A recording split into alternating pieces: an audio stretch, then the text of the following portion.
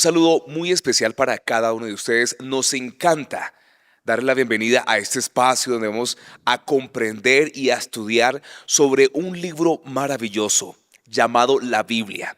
El libro más perseguido, más odiado, más amado, pero un libro que sin lugar a duda le ha cambiado la vida a muchas personas y ha cambiado la historia, pues es el libro que habla del Dios creador y habla de nuestras raíces y de nuestros orígenes. Por lo tanto, bienvenido una vez más. Quiero saludar a mi equipo de mesa de trabajo. Mi querida Tatiana, ¿cómo te va?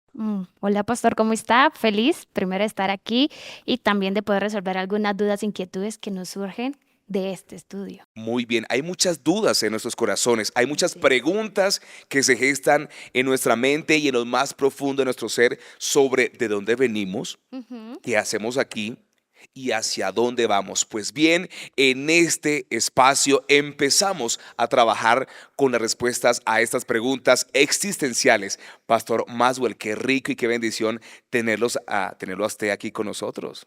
No, qué privilegio. Muchas gracias por la invitación y la verdad que es un momento muy especial para poder atender y resolver algunas de las inquietudes que como seres humanos, como hombres o mujeres podemos llegar a tener, pero que a través de su palabra podemos dar respuesta. Así es. Y empezamos justamente hablando de este maravilloso libro llamado la Biblia. La Biblia significa colección de libros. Aquí hay 66 libros escritos por más de 40 personas en un periodo de 1400 años. Y lo más interesante es que el escritor de Génesis concuerda con el escritor de Apocalipsis, que es el último libro. Y vamos a ver a través de este estudio y este momento cómo Dios dirige perfectamente los segundos, los minutos, las horas proféticas y que todo tiene una coherencia y una concordancia perfecta. Y bueno, hablando de la Biblia, pues yo creo que vale la pena hacernos esa primera pregunta, Tatiana y Pastor Maxwell. La primera pregunta maravillosa es: ¿quién inspiró la Santa Escritura? Siendo que hay muchas personas que dicen, bueno, el papel puede con todo, hay muchos libros también interesantes, hay muchos libros filosóficos, pero realmente, ¿qué es lo que hace especial este libro? Vamos a ir a la Biblia. Segundo libro de Timoteo, capítulo 3, versículo 16, dice el texto de la siguiente manera. Es una respuesta contundente. ¿Quién escribió? ¿Quién inspiró?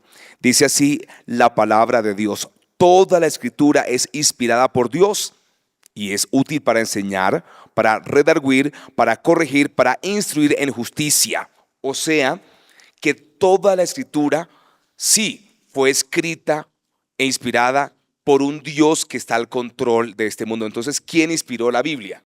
Dios, según lo que dice la Biblia ahí, fue Dios. Pero ¿cómo podemos tener esa certeza? Por lo menos en el mundo de la filosofía, algunos grandes filósofos encontraron su inspiración, no sé, viendo el río, viendo esculturas, pensando que había más allá del límite del mar, que se veía al horizonte. ¿Cómo tener esa seguridad? Hay más versículos que respaldan esa afirmación que hay en Timoteo. Claro que sí, vamos a compartir con ustedes este maravilloso texto de Hebreos 11 o mejor, vamos a Hebreos 1:1. Es un texto diciente para nosotros y para este espacio que estamos desarrollando y debatiendo. Dios, habiendo hablado muchas veces y de muchas maneras en otro tiempo a los padres por los profetas.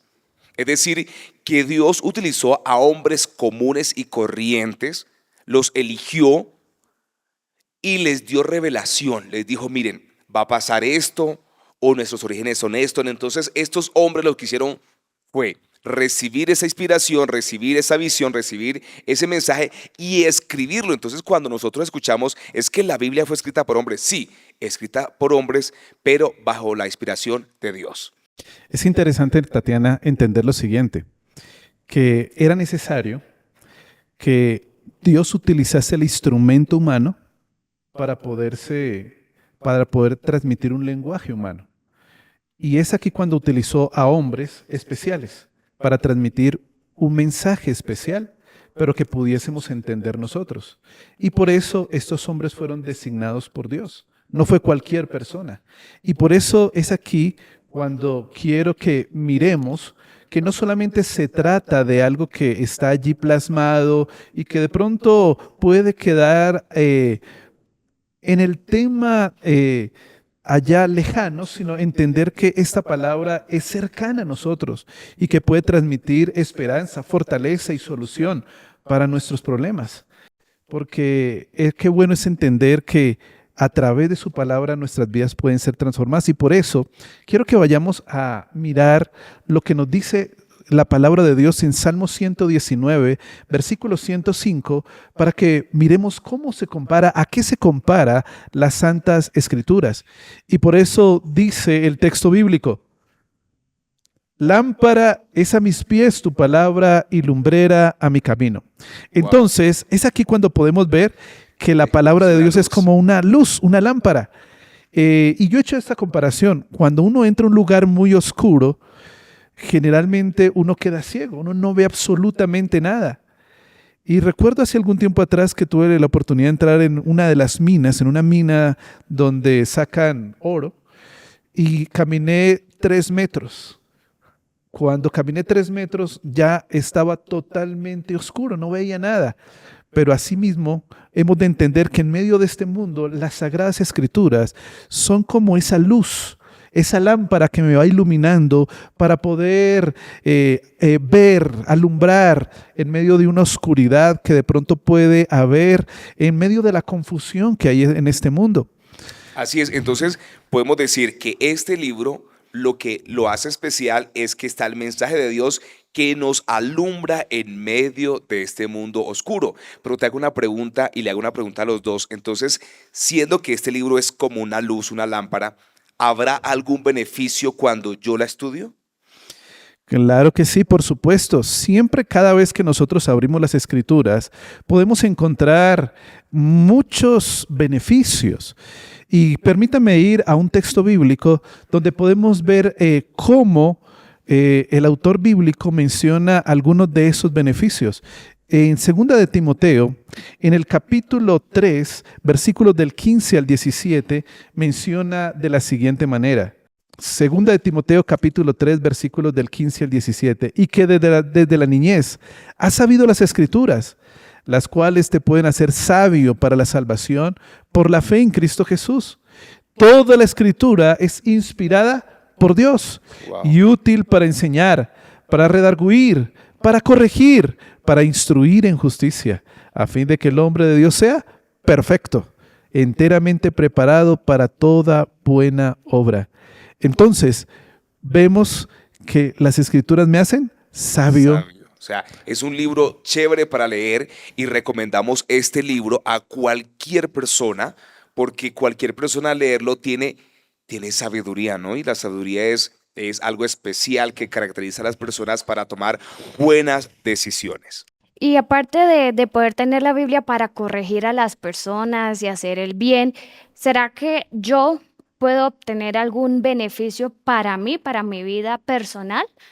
Porque pues en Romanos 15:4 dice que todo lo que antes fue escrito para nuestra enseñanza fue escrito para que por la paciencia y el consuelo de las Escrituras tengamos esperanza. Wow. ¿Esperanza en qué, pastor? ¿Me podría explicar? Claro que sí, Tatiana, y amigos que están conectados con nosotros en este estudio y en este espacio de aprendizaje.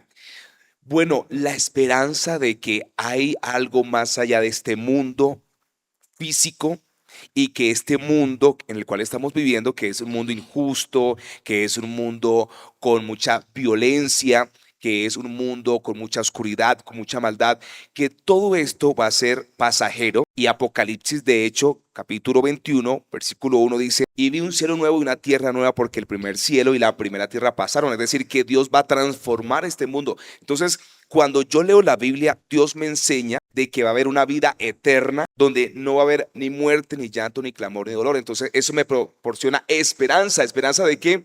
De una vida sin dolores, sin muerte y sin aflicciones. Bien, pastor, pero digamos la Biblia fue escrita hace muchísimos años, el Edén, también cuenta la historia del pueblo de Israel, cuenta la historia de los apóstoles.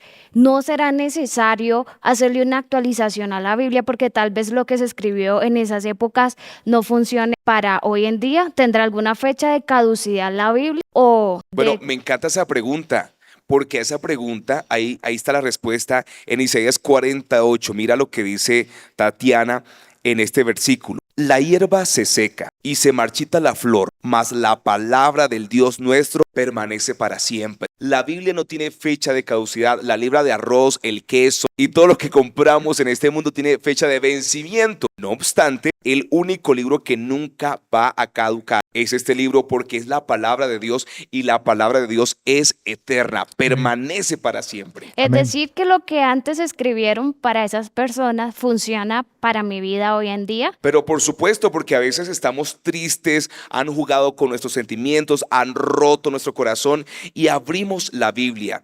Y Dios nos dice en Mateo: venid a mí todos los que estáis cargados, cansados, trabajados, y yo os haré descansar. Entonces, cuando eso se escribió antes, eso me sirve ahora. ¿Por qué? Porque Dios se sigue comunicando con el ser humano a través de su palabra. Entonces, lo que antes se escribió, ahora me sirve para mi conocimiento y mi preparación para la vida venidera. Y hay algo interesante, Tatiana, para que podamos mirar. Cuando nosotros empezamos a mirar lo que es la palabra de Dios, nos damos cuenta que eso que sucedió en el tiempo pasado es algo que lo podemos confirmar el día de hoy. ¿Qué más puedo hacer para aceptar esta verdad? O sea, ¿qué debo hacer yo para implementar la Biblia en mi vida? Bueno, en primer lugar, Tatiana, el primer consejo es tener una Biblia, tenerla, porque si la tenemos en casita, podemos en cualquier momento, bajo cualquier circunstancia, de día, de noche, por la tarde, en la madrugada, pues abrir y leerla y recibir mensajes de esperanza.